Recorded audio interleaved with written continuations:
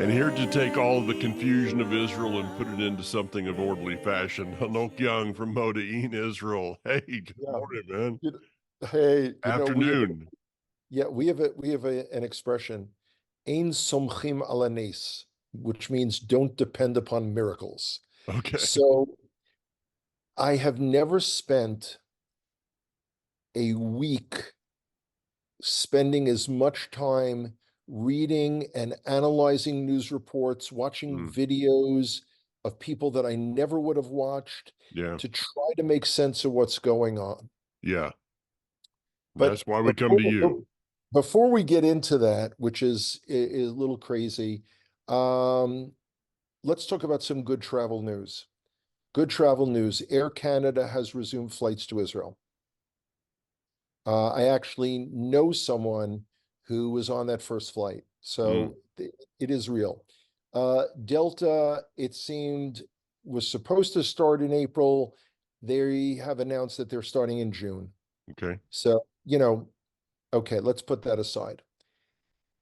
Last week, Israel was finally able to strike the Iranians where it hurt.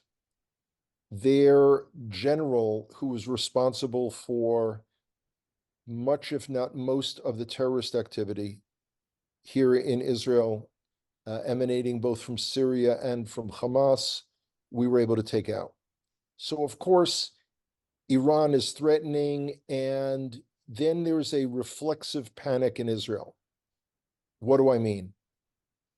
Bottled water, once again, disappeared off the shelves in Israel. Mm, People are rushing to buy. So the news is reporting. So our home front command is saying there is no reason to go through any unusual preparations other than the ones that you should do on a regular basis. Keep a little water in yeah. your safe room, whatever it might be. Well, evidently, people didn't pay attention because then there were reports that people were buying a massive amount of canned goods. And then some reporter finally realized that we're 2 weeks from Pesach. So every man, woman, dog, and beast in Israel is in a supermarket clearing off the shelves and buying stuff. So it's not related. Anyway, water is back on the shelves. I don't understand the panic. First of all, in terms of what Iran might do, is likely to do, is thinking of doing, we'll get to in a second. Yeah. But I can tell you, even in this little apartment, I've got a 2.5 to 3 week supply of water. There's always canned goods, packaged goods. It's just basic smarts. Oh, yeah. No doubt. Anyway, okay. So all of a sudden, the news on Sunday reports what appears to be Israel has pulled all of its troops out of Gaza. Mm-hmm. That's not true. Okay. And just yesterday, I was sitting talking to a guy who is out of reserves for a few days, is going back on Sunday. His unit is attached to the Nachal Brigade that is holding down Gaza. So he's going right back into it. Mm-hmm. But something big is going on. Yeah. And if you pardon me using the old American expression, I think the fix is in. Hmm. In other words, my best read on it is there is enormous pressure from the Biden government, and they're looking to do a multi-part deal simultaneously. And the pressure is all on Israel. It is amazing. No one has been pressuring Hamas. No, There's no not a word. no one in the world gives a darn. No. No one mentioned, and when they talk about our hostages, it's as an exchange of prisoners. No, those Arabs who self-identify as something called Palestinians, who are in Israeli jails, are in because they killed or tried to kill Jews. It's Mm-hmm. really simple. It's really simple. And then the ratio of how many of them to every one of our hostages, then you've got Hamas saying, hey, we're not sure where 40 hostages are. Now, this is a really, really organized army of terrorists. They've got, command structures, they've got all kinds of, and all of a sudden, and, one of our hostages who got out a few months ago was explaining how she was captured by citizens, plain Gazans, who then sold her to Hamas. So all of a sudden, Hamas doesn't know, but no one cares. And that's the thing that's amazing. You've got Nancy Pelosi. I've never met anyone that likes her. But anyway, Well, and she probably including is her the husband. epitome of Cruella de Vil, Yeah. for those who, remember that 101 Dalmatians. Um, the Wall Street Journal in an editorial came out this week. It was just yesterday, and they said that any country, any ally that would consider embargoing arms is not an ally, but is rather a betrayal. Hmm. So America hints that they are, then they don't. England said they were, now they're not. It's unbelievable. But what it appears is that what people are pushing for is something, and I cringe at this term, a permanent ceasefire. Because a permanent ceasefire, we had a permanent ceasefire through October 6th. Yeah. There was a permanent ceasefire. That was the agreement with Hamas. Hopefully, we are to get some of the hostages. We have no idea how many are left alive. I've heard estimates as low as 60 to 70. Mm-hmm. No one knows.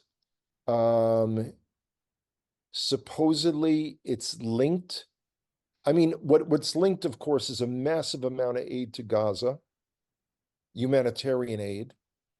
We'll get to that in a second because there's a really key point to that. Mm-hmm. A deal with Hezbollah that somehow will get them off of our border where they're not supposed to be and defuse that situation. And simultaneously, an agreement between Israel and Saudi Arabia, which is the cherry on the cake for Israel. This is allegedly what's being worked on. So to state, no one can state anything definitively now. No. Meanwhile, Netanyahu says repeatedly that a date has been set for the IDF to enter Rafah. I can tell you unequivocally that is not correct. Our Minister of Defense is unaware of it. Hmm. The IDF General Staff is unaware of it. And all of a sudden, they've all clammed up. So That's why is it that political. Netanyahu is he just trying to buy some time? Yeah, it's political. It's all political. It's all internal politics. Mm-hmm. If he stands up and says, I'm working on a deal, and despite the fact that I stated at the beginning that the war aims were to destroy Hamas and make it impossible for them or anyone else in Gaza to ever threaten us, two, to bring back all the hostages, if if we cease fighting now, we have lost the war. Well, I wouldn't say you've lost the war, but you've put the war off for another battle. Um, this goes to the essence of the word in Arabic for peace. One of the words, which is hudna, Good enough. Yeah. yeah, which is basically we will cease for now Yeah. because we've been weakened to the point that we can no longer truly fight at the level we want to. Yeah. And the hudna is that we need to regroup. Yeah.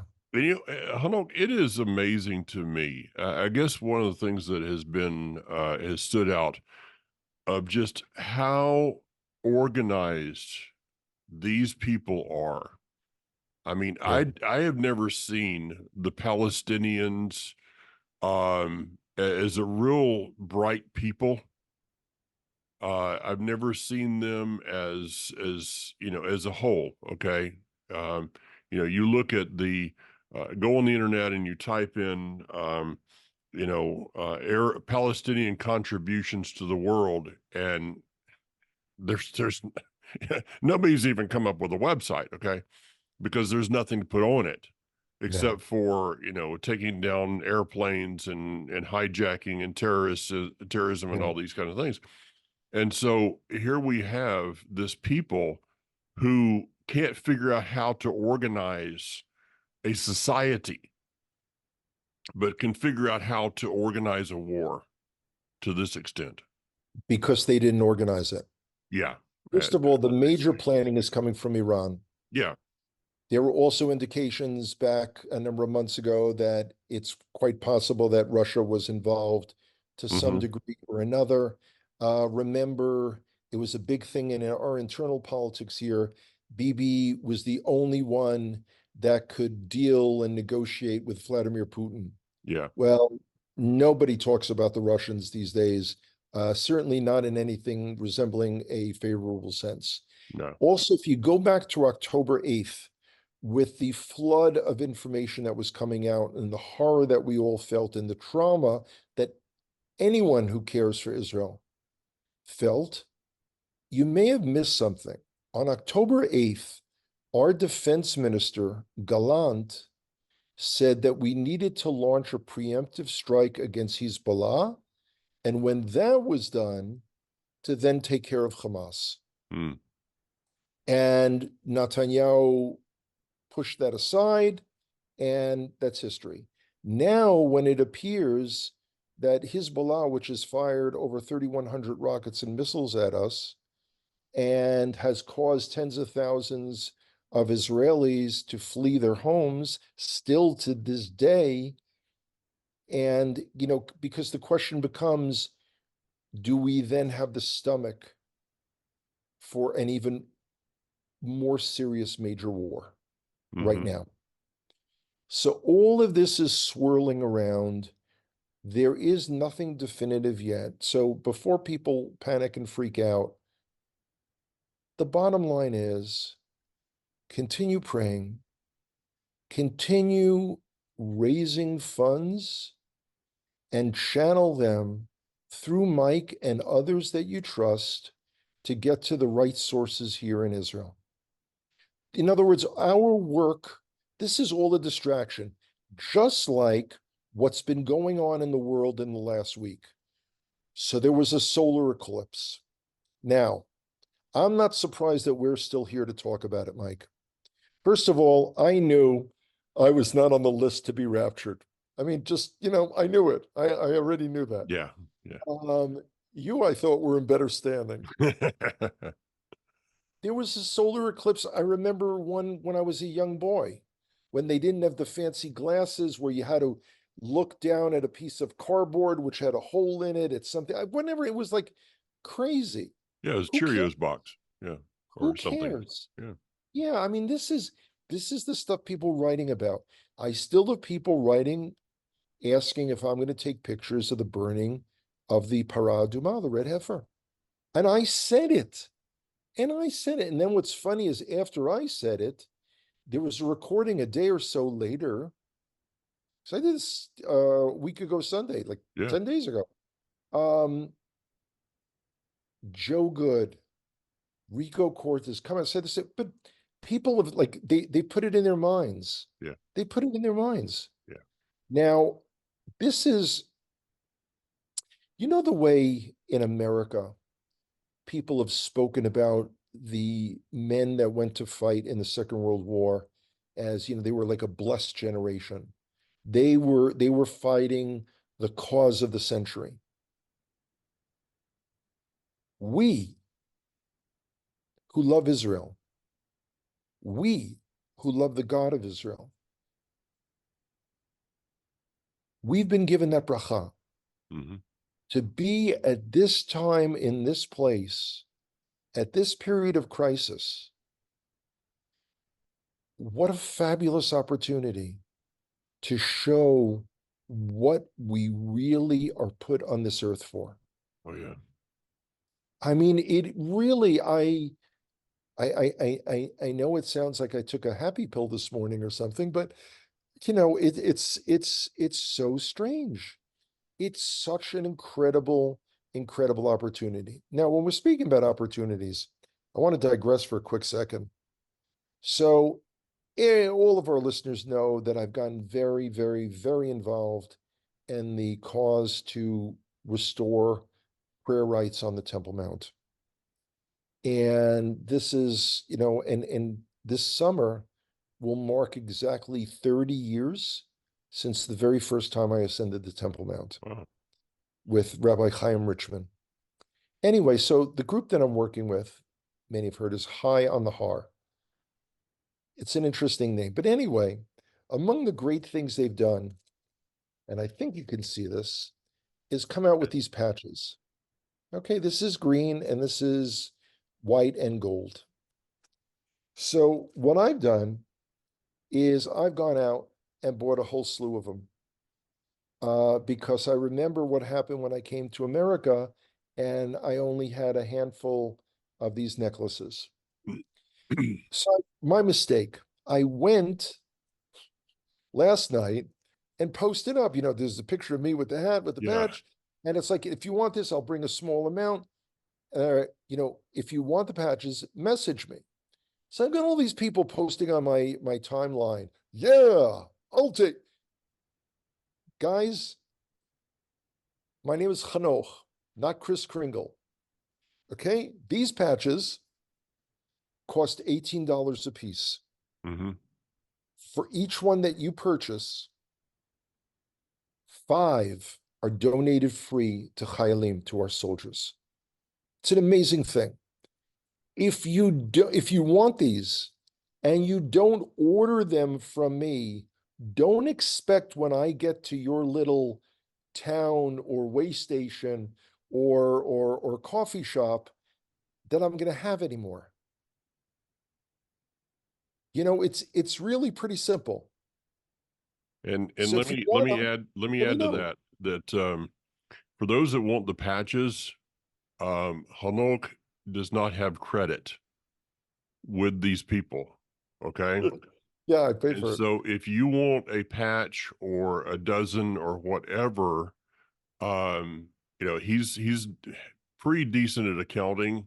As far as adding, 2 plus 2 and multiplying it by 18, that if you're going to be getting one of these, you need to be going on PayPal and you need to be sending him the money prior to, and then adding the amount that it's going to cost in the dollar shekel exchange, and then rounding that up to the nearest $10. Am I getting somewhere, Hanok? Um, you Well, need to be the going thing on. is, People need I to be going understand you. online and sending the funds to him now so that he, can get some extra canned goods between now and Pesach. It's thank you. But what is funny is, and again, maybe I wasn't clear, so I think I'm going to write one of those like hashtag everyone, where like everyone gets a notification that I left a comment for them. Um, don't just say, yeah, I want. And then you've got people who are in locations that I'm not going to be visiting now. Yeah, So, well, I don't know those locations. Over the next week, I'm hoping to put up a save the date. It's not going to have the details but it will give you the state, the city or town or post office box that I'll be visiting yeah, and the date on the calendar. There are a lot of them this time for a variety of reasons. good. Anyway, so having said that, so here in Israel, the spirits are still incredibly high. We have gotten notification from the government that Yom Ha'atzmaut, or Independence Day, is not going to be like it has been in the past. Yeah, There'll be no massive gatherings. There'll be no Air Force flyovers. and there will be no fireworks. The day before Yom HaAtzmaut is Yom HaZikaron, is our Memorial Day for our soldiers. Yeah. And there are so many who will be in mourning this year. We have lost approximately 600 soldiers. Yeah. More than half of them were on that first day, October 7th. It's there's lots going on, but with all of the politics swirling, and what's really funny is we uh, the way the news media outside of Israel portrays the strike against Iran, you would swear that Israel, for no good reason, Oh yeah. went and attacked Iranians. Yeah. All this entire war, if it wasn't for Iran, there would be no Hamas, there would be no Hezbollah, there would be no terrorists in Yehuda and Shomron, Judea and Samaria. There wouldn't be the Iraqis, there wouldn't be the Houthis. All of this is Iran. No. Now, Yeah, and if it wasn't having for said that, Israel, years ago, Iran would already have power, Iraq, nuclear bombs. Iraq, So, appreciate yeah. that. The thing is, I remind people who were involved in Operation Desert Storm that when they went into Iraq, um, had Iraq still had nuclear weapons, uh, the American armed forces would have been, turned into I don't know what. It Oh just, yeah. but there is a not only a double standard, but for instance, the pressure from the American government. Think of it this way, because they're saying this has taken too long. So this is the American government that invaded Afghanistan and Hmm. spent 20 years fighting the Taliban to reinstall the Taliban as the leaders of Afghanistan.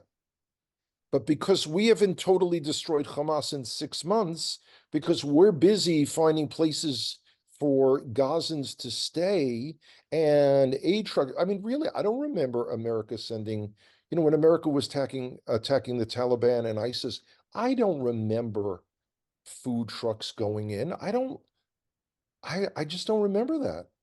No, no, because it didn't happen. And this is the the truth of the matter here. I want to ask you about the Germany, the tunnels, the so-called humanitarian. I mean, I don't know there is a parcel of land anywhere in the world outside of maybe Haiti that has been given this amount of money, aid, supplies, and everything else, and is living at the lifestyle that they are. It's amazing. Here Germany is giving them all this stuff, these water lines, the helping them build the tunnels, and Germany didn't know anything about this. They didn't like. Well, wait a minute, what's really going on there? What are they doing That with this stuff? that's where I get back to how I started this Yeah, program. The fix is in. yeah, You've got today alone, Ireland and Australia announced that they're going to support Palestinian statehood. Now, that means the so-called two-state solution, two-state delusion, which is going to call for a Palestinian state, something that has never existed in the history of the no, world, for people that never existed. You have Arabs. I mean, the term Palestinian really became in vogue after 1964 with hmm, the Palestine Liberation Organization. But anyway, yeah. it's going to be an Arab state, another Arab state in, God forbid, Judea, Samaria, Gaza, and the old city of Jerusalem. Well, if Australia wants to have a two-state solution, they should be sending planes to pick these people up. And Yeah, they've got plenty of outback there that they can give to these people. It's going to look similar, a lot of desert kind of stuff, and maybe they can destroy that, or maybe maybe Dublin for Ireland. This is just stupidity on steroids. It's totally unbelievable. It is. But It again, is. I turn to our listeners, and I know we're running short on time, so I'll try to be succinct. I was reading something the other day on Shabbat, and it really hit me, and I'll paraphrase it.